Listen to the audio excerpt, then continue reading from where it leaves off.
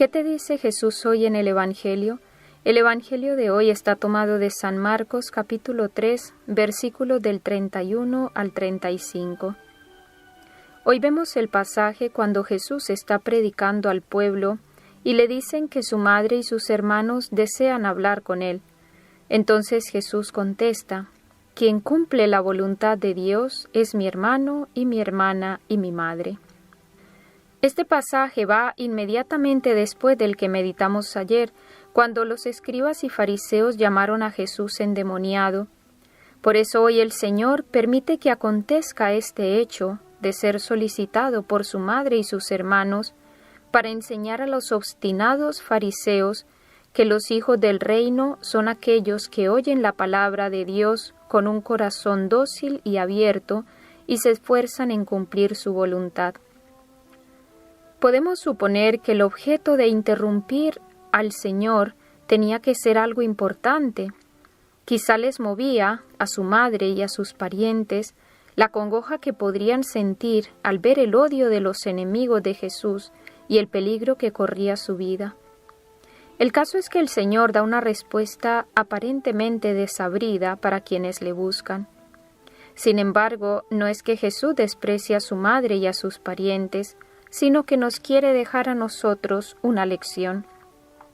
Así como en otro tiempo, siendo niño, se perdió en el templo porque estaba ocupado en las cosas de su padre, así ahora nos enseña que su primera y principal ocupación es atender a los asuntos del Padre, a la voluntad del Padre, por encima de afectos humanos, por encima de otra cualquier ocupación, por encima incluso del riesgo que corre su vida.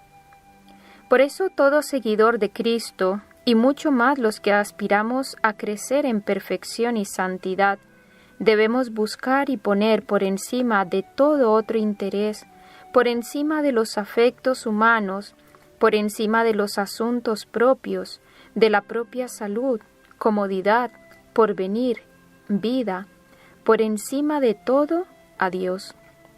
Dios debe ser el primero en la vida de todo ser humano y mucho más en la vida de un auténtico cristiano. La situación caótica que estamos viviendo a nivel mundial en todos los ámbitos, la descristianización reinante, por no decir la paganización global, la crisis que experimenta el hombre a nivel personal, todo esto tiene su raíz y fundamento en una sola cosa: hemos dejado de lado a Dios. Ya Dios no es el centro del hombre, no es su fin, no es su anhelo. Para muchos Dios es un estorbo. De ahí los planes maquiavélicos de crear un hombre sin Dios, o mejor dicho, de hacer del hombre un Dios. Para otros, Dios es un mito, un cuento. Para otros, Dios es uno más. Igual puedo creer en Dios que puedo creer en el diablo, en la reencarnación, en las fuerzas de la naturaleza, en la nueva era, en el karma, en las energías o vibras, en cualquier cosa. Yo escojo lo que me sienta bien. Para otros, Dios es secundario.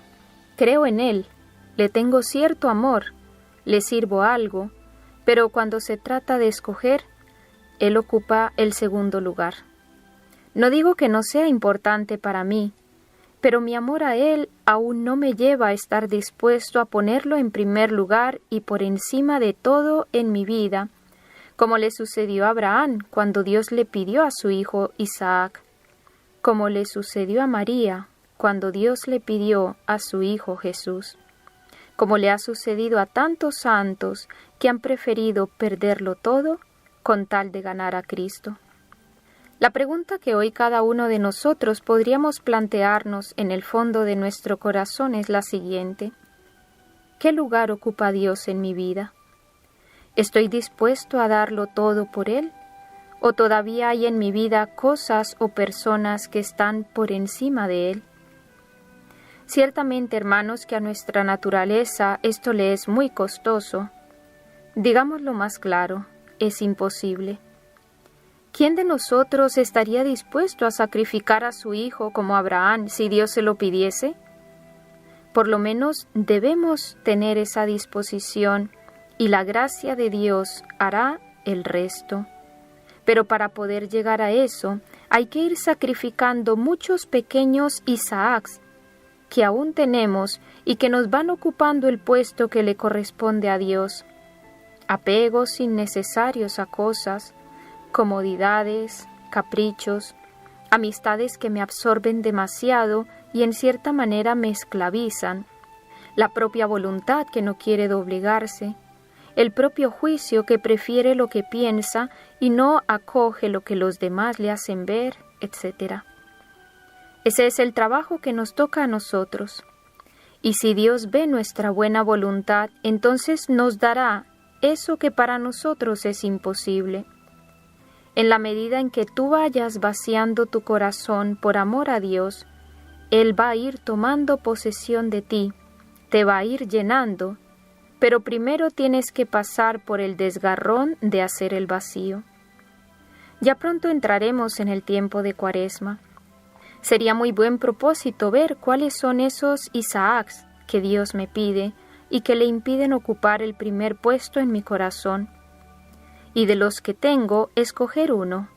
Empieza por el que creas que es más fácil de quitar. No quieras renunciar a todo de una vez porque no vas a conseguir nada.